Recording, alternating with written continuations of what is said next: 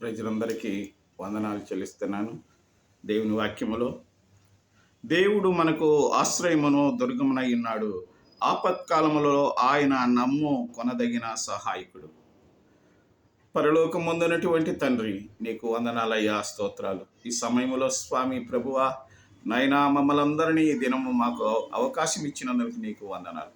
ఈ దినములో స్వామి, ఎవరెవరైతే స్వామి మరణ భయములో, మా తండ్రి ఆపదల్లో, మా స్వామి సమస్యలతో, నైనా మా తండ్రి బలహీనతలతో, నైనా మా స్వామి ఆర్థిక ఇబ్బందులతో స్వామి బాధపడుతున్నారు, అట్టి వారందరి కొరకు ప్రార్థన చేస్తున్నాను. వారి చేతుల కష్టార్జితాన్ని మీరు దీవించి ఆశీర్వదించండి. వారి బిడ్డలను, వారి యొక్క బంధువులను, రక్త సంబంధాలందరినీ దీవించండి. ప్రభుత్వ అధికారులందరినీ, నాయనా మా స్వామి పరిపాలించే అధికారులందరి కొరకు ప్రార్థన చేస్తున్నాను. దేశం క్షేమముగా ఉండటకు నీ కృపను అనుగ్రహించి సహాయం చేయమని యేసుక్రీస్తు నామమున ప్రార్థించి వేడుకుంటున్నాము తండ్రి. ఆమేన్.